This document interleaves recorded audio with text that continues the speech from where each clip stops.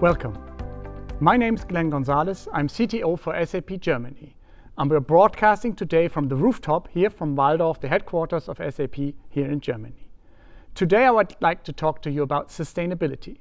And sustainability is an interesting word because if you start to look into what it is, you'll find a lot of new words you've never heard of, or you will see words you think you know what it is, but to be honest, you will have as many perspectives on sustainability as there are people watching me right now.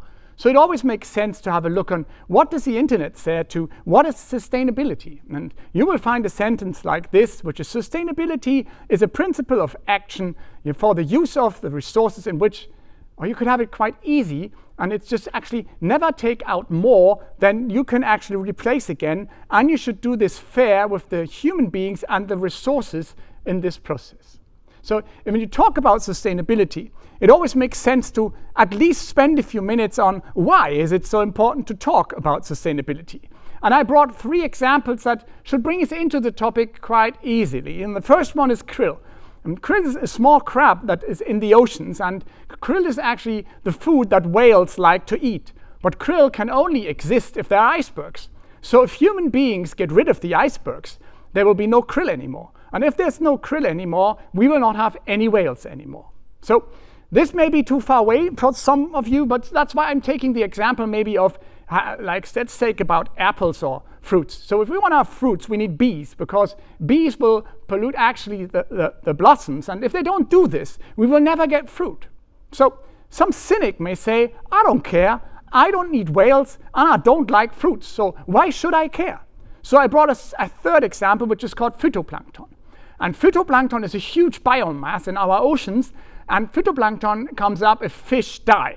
So if fish die, we get a lot of phytoplankton. And that's good because phytoplankton actually keeps more than 4 times the CO2 amount than the whole Amazon region. But I think more interesting even is that this huge biomass produces 70 to 80% of the oxygen we are breathing right now. But if the human beings fish too much, we have a problem, because then we will have all the phytoplankton that's bringing the CO2 into itself. We will have it in the atmosphere, so big problem. But to be honest, as we won't have the oxygen anymore, we will be all dead, so we don't have to care about this. So a cynic view, but that sometimes you don't see that things are the causes directly seen, and the collateral damage you have is not actually the first thing you see. So luckily enough, some things are gone, but a lot of things are not gone yet. And that's why we're here today, because we can still make a change. Then always keep in mind if things are gone, they're gone. The topic sustainability, isn't it all over the place? It's a little bit like if you become a dad, you see like pregnant women all over the place, and you think, are there now more pregnant women, or am I just focused on this topic so much? So when I started getting into this a year ago, I thought first, well, everybody seems to be talking about sustainability. I see it all over the place. It's on planes, it's on lorries. So was it only me, or was there more? I mean, these 17 goals from the United Nations, they actually present those 17 areas where human beings should behave the right way to keep the earth we're living on a place while living also for the next generations. And they've been there since 2015. So why is there so much buzz going on right now? Is there a reason? Is it maybe in these 2 dates? I can show you the 1st of January 2023 or the 1st of January 2024. So what is behind these 2 dates? Is this the reason why sustainability is in everybody's mind? So behind these 2 dates, there's the Supply Chain Due Diligence Act here in Germany and the so-called EU taxonomy in Europe, or the ESG reporting. So what is ESG reporting? It's environmental and social governance reporting, and it forces a certain amount and size of customers or companies here in Germany and Europe to be very transparent on how sustainable they are and how sustainable their products are. So, but to make it very clear, this is not actually why this has such an impact. By these 2 regulations, they go into the supply chain of these companies. So at the end of the day, it will actually be a topic for every company on this world. And why? Because every company in this world will get the letter. And for me, the letter is, that's on a symbolic green letter, is a question. So if you're somewhere on the supply chain of one of these companies in Europe that has to apply to one of these regulations, they will ask you, how sustainable are you and how sustainable are your products? Because I need this information to do my reporting. And even if you are the customer of the customer of the customer of the customer, somewhere on this world, you will still get this letter asking you, how sustainable are you and how sustainable are your products? So, isn't this a massive topic? So this should be enough or not to make this topic of sustainability coming up all over the place and being a topic for every company. So is this the reason why there is so much buzz? No, it's not the reason, because there's so much more, and I brought with me someone called Lars. And Lars is a decider. Lars is a CEO of a company, and he observes things we all do also observe, but for him it has a total different impact. So let's have a look at what Lars is observing. So obviously Lars observes that we are on a turning point of the public opinion. Why? Because we see actually all over the place that if people are applying for jobs, they are asking, is this a sustainable company and what sustainable products do you produce? Or we see it also in other areas. To be honest, if you look at consumer products, many years ago, if you wanted to go in a supermarket and buy only sustainable products, you had to shop for quite a long while. You had to read a lot of small written stuff. And at the end of the day, you didn't get everything you were looking for, only maybe a small part of that. If you go today, especially here in Waldorf in the area, there are whole supermarkets that have only sustainable products. And even all the other supermarkets have now big shelves with only sustainable products. So it's a huge topic.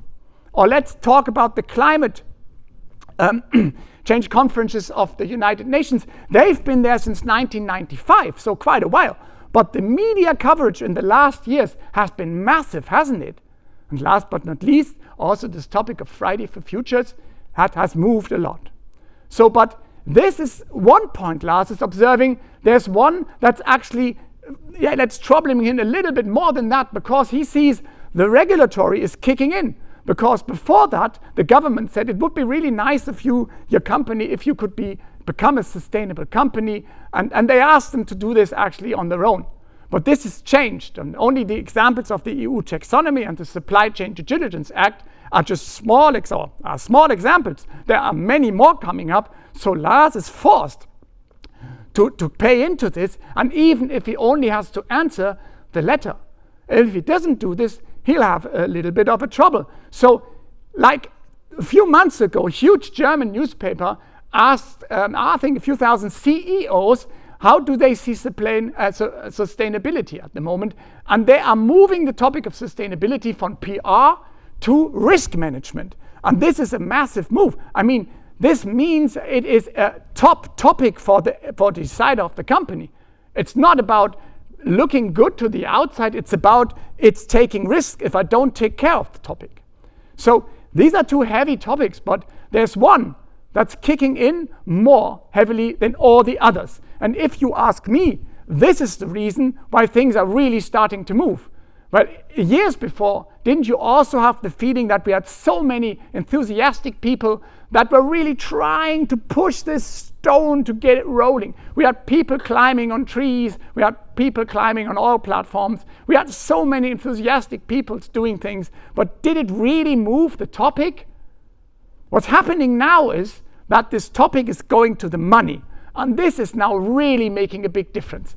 And 2 years ago, I was on a large conference of one of the biggest strategy companies, and they have this event once a year, and normally it was a digitization event, but then it was a sustainability event. And the highest deciders of Europe gather there for this conference. And on the first breakout session, on the first day, in room 401, there was the topic of venture capital. And I thought, wow, let's go there, I'm curious. And interestingly enough, 95% of all the people on this conference went into this room, which was quite crowded. But I thought, wait, sure, they're here because they all have a lot of money and then they want to see where to invest. But that was not what it was about. They explained, there were hedge fund managers, and they explained where the money, the venture capital is going right now. And the only part what's still at top of this is actually fintech. That's the investments to financial and insurance stuff. But very heavily catching up is the topic of clean tech. And clean tech is the area where innovation for sustainability is taking place. And they predicted that this will overtake fintech very soon. And there is a massive push into this direction. And why is this so interesting? Venture capital is a bet on the future. So people are betting with a lot of risk money into the future. And they wouldn't do this if they don't see a future in this topic. And even the traditional investments, like the topic of BlackRock or impact investment, are changing. And why? And even because maybe this was the beginning of everything, because even BlackRock said that the new investors, the young people, they don't want to invest in any company. They want to invest in a sustainable company. But how do I prove how sustainable a company is? And how do I actually make sure that I can compare them? And this is where the EU taxonomy kicks in, because this enables the company to become comparable and to use this as an advantage to show I am really sustainable. So for Lars, this makes a big difference, because where the money goes, that's where innovation takes place. And where innovation takes place, that's where growth is. And as a CEO, you want to be there where the growth is. So Lars says, I can't be the only one looking at this. So in the evening, and maybe you take the time this evening, take an internet search engine and just enter any company name and add the word sustainability. And then you will find out that there is no company that not has any information on the topic of sustainability. You will even find companies where you think, well, what have they to do with sustainability? And you will see companies that have absolutely strategically paying into this topic. Everybody has it on his agenda, more or less. So Lars also gets a lot of calls from strategy companies asking him, hey Lars, do you need a little bit of help? Because it's quite a wide topic and it's a real deep topic. And yes, Lars says, oh, I definitely needed a little bit of help on this, because the topic is all over the place and it seems to be quite complicated. Because if Lars doesn't decide to go this direction, he will have some problems. And so Lars decides, this is a strategic topic for me. Because if he doesn't get this topic onto his top strategic agenda, he will have problems getting money. As I mentioned, he will have problems getting the right employees, and last but not least, he may get problems finding new customers or even keeping the old customers, because maybe the competitor comes up with a sustainable product. Don't we sometimes feel a little bit like this small boy? And even Lars feels a little bit like this small boy. But Lars wouldn't have become the owner of a company if that wouldn't be actually why he became the owner of a company. He sees the chances in this challenge, and that's what's happening right now. This thing is really changing industries. It's creating new markets. And this is what also Richard Branson says here in the statement. That's why businesses are there. They are there to find these new markets. And sustainability, unfortunately, you can't just switch it on. It's actually a journey. And what we see here now is what I saw in about 100 meetings I had with customers this year to the topic of sustainability. There's 3 steps I can actually categorize them. And the first one is actually to get transparency on the topic. And every company I talk to are on step 1.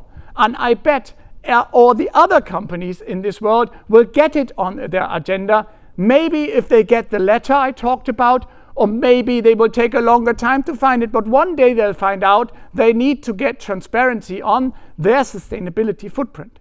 And the second step we see, and about 80% of the customers that I talk to are already starting on action.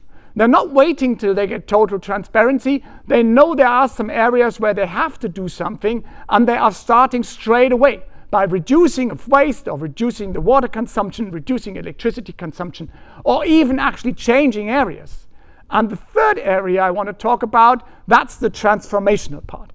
And about 10% of the companies I saw are going into this area.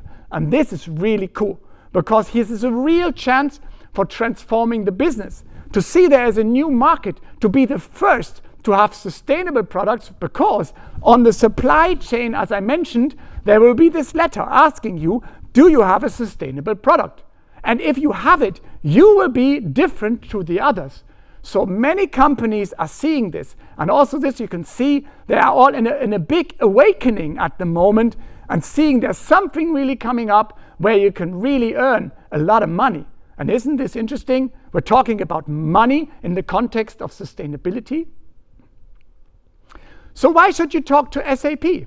Well, let's have a look at SAP, because SAP is in a unique position, as also quite a few of our customers are. We are an enabler and an exemplar. And unfortunately, we've been actually on sustainability for quite a while. As you can see here, since 2009, actually, we are in the topic of sustainability with a lot of topics. And I'm not going into details. Let's highlight two of them. First of all, since 2014, we are actually offering our customers data centers that are CO2 neutral, because we are actually using green electricity to bring these data centers to a zero carbon imprint. And why is this so? Because we thought it's the right thing to do. And yes, of course, we buy green electricity, but what we're doing right now, and this is also what our partners are doing, we are of course reducing the footprint so we don't have to buy so much green electricity, and it's the starting point for SAP. And interesting maybe for you, we have them since 2014, but nobody really asked about, hey, what's the CO2 footprint of your data centers? Since last year, it's in the RFPs of our customers. They are asking us proactively in the inquiries, what is the footprint of your data centers? And if you can't answer it, you are out. And since last year, we have found out we need a few more products to answer the questions the customers are coming up to us. And why should SAP go into this? Well, that's also quite easy. We are doing digital transformation now for about 50 years. So this is also a massive transformation for the companies, and sustainability management is a 100% digitization topic. And as you see here, we've been there for quite a while, transforming our customers in their way of becoming the company of tomorrow. And I can really proudly say, SAP can really say, we are the mother of the end-to-end business process. It's about 75% of business transactions touch an SAP system. And 85% of the supply chain touch an SAP system. And this is interesting to know if you talk about sustainability management, because sustainability management is nothing else than process and resource management. And process and resource management, that's what SAP has been doing for 50 years in a very good way, if you ask me. So, and why is this so important for Lars? Because when Lars today makes decisions, he only looks at the top line, that's where his income is. He looks at the bottom line and says, okay, that's my result of my business. And then actually out of that, he will see his success line, which actually should always be growing. As you know, a company can only stay healthy if they grow. But what's changing now for Lars is that there is this green line coming in, representing a change of the processes he has in his company. Because, make an easy example, if he buys things, it's not only interesting to understand how much do I have to pay and what can the product do, but I also need to understand what's the impact on my sustainability factor. In terms of CO2 footprint, will it raise it or actually will it reduce it? And so in every decision process of the company, even if you hire, do I hire male or female? Or in the salary differences, I always have to have in the decision point this green line which represents the factor sustainability. And you will see that it will make the same impact as all the others to get the success line raising. So, and SAP comes always from the process. As I mentioned, sustainability is nothing you can just dashboard. You can just put out a dashboard and put some data inside and collect it from all over the place. You have to look from the process, because if you get insights from the dashboard, of course this will have impact on the processes behind. So we from SAP, we look from the process side. And then you will find out you need quite a few solutions to get this stable. You need a foundation for this. You need end-to-end view on this. And you need to change these processes to get a sustainable company. And of course, this is industry specific. It's not for every industry the same. And of course, it's not only SAP data. There's a lot of other data we need. And what's now changing is also the view on the infrastructure you're putting your solutions on. And last year, if you talked about cloud, it was about the typical cloud topics. It was about security, cost reduction, and flexibility. But today we have customers who are only talking out of the perspective of becoming CO2 neutral by going into the cloud. And that's what I said a little bit earlier. We've been CO2 neutral with our cloud offerings since 2014. No matter if it's an SAP data center or one of our hyperscaler partners, the solutions you get from us in the cloud, you get a CO2 footprint of 0, and that's interesting to know or not. So a total different flavor gets the topic of experience management, because you now really need to understand how is your perception as a company in the context of sustainability to the outside world, and what's the perception on your products, and what actually do your customers and your employees think about you in terms of sustainability. This goes through the whole company, through all your processes and all your solutions and all your data you have. You need all of this to understand what is actually the impact of sustainability on me and my company. And very similar in the factor of sustainability. As I mentioned earlier, it goes through all the company. It goes to all the applications, and a lot of the SAP applications already pay in massively into this area to get transparency.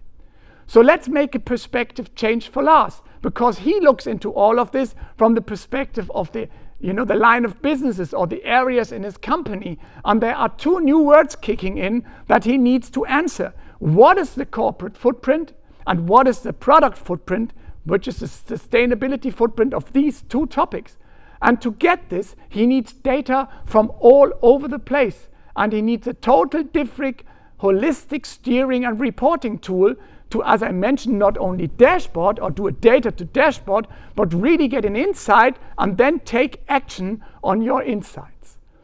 And this is actually where already now a lot of the SAP solutions already pay in massively into your sustainability management. But as I mentioned, this is not enough. So I have 3 examples with me where we came up with 3 new products, and I have each a slide to actually show to you why you will not be able to solve this challenge just with Excel paper not on a weekend. So let's have a look at a product footprint. This is just one view. Of course, you don't have to read it all, but the symbolic is quite cool, because this actually shows in one picture what you have to do to get the product footprint, the CO2 footprint, for example, for just one product, maybe the presenter I have in my hand. So on the left-hand side, the blue stuff, that's where all the core data comes from SAP to understand what is it built of. But then I need a lot of data from the outside world, because of course the supply chain is changing. Sometimes I get the products from left, from the right. Sometimes it's a different area I get it from. But the most important part is, if I actually get the CO2 footprint of my product, I need to, of course, put it back into the process. I need to look at it in an end-to-end, endless loop process, because, of course, the CO2 footprint is changing. And this is where the big difference is. You don't just need a CO2 footprint number. You need to put it into the decision process, into the green line. So if we have a look at the next one, that's about actually responsible design and production. I have a very nice picture of a chocolate box, which gives you an easy explanation how complicated it can be if you have to show somebody how much plastic is in the packaging of this chocolate box. And why is this so important? Because in many countries, we are coming up with laws and regulations where you have to prove how much plastic you are putting into our earth, and then you will have to pay taxes if this is too much. So we have quite a few companies asking for solutions that they can measure this correctly and auditable, and then actually can explain to the governments that we are getting better and better, and this is then, of course, it has a huge business case. And last but not least, let's have a look at SAP's view on the sustainability reporting. It's the SAP Sustainability Control Tower. And here, as I mentioned, we're not just dashboarding. We're looking at all of this end to end. We are looking at it, how can we find the data? How can we find it smart? What kind of reporting will we need? As you may know, these frameworks that are coming up are even not fixed yet. They are also coming always newer frameworks. Every company is coming up with other KPIs. So we need to be prepared. And if I think end to end, we need to also actually take care that we can report in our ESG reporting at the end of the day, and not only actually write it handwritten somewhere in a report. And that's where on this, maybe this picture shows quite fine, is that this architecture of the solution takes care of that no matter what kind of KPIs any government comes up with, we are prepared from an architecture view to get the data smart of all of the systems, have it actually prepared on where do I get it, how do I have to calculate it, to actually be standby for the KPI reporting. And all of that, of course, then pays into this ESG reporting these companies need. Sometimes it's a little bit small, and sometimes it's very, very big. And if you ask me, the first time as I actually are into this topic, it's the moment where things can really be changed. And I would really like to ask you, the same passion I have for this, that this is maybe also the first time that we can do it. We can make changes, and if you're not in this, actually, you will see everybody is actually in a huge waking up at the moment if they just have to report or they see the huge chances in this new market coming up. My name is Gonzalez. I'm CTO for SAP Germany. I hope that I could bring into you some insights about the topic of sustainability. And if you want to connect to me, these are my LinkedIn connects. And I hope I will see you very soon back again here. Thank you for listening, and goodbye.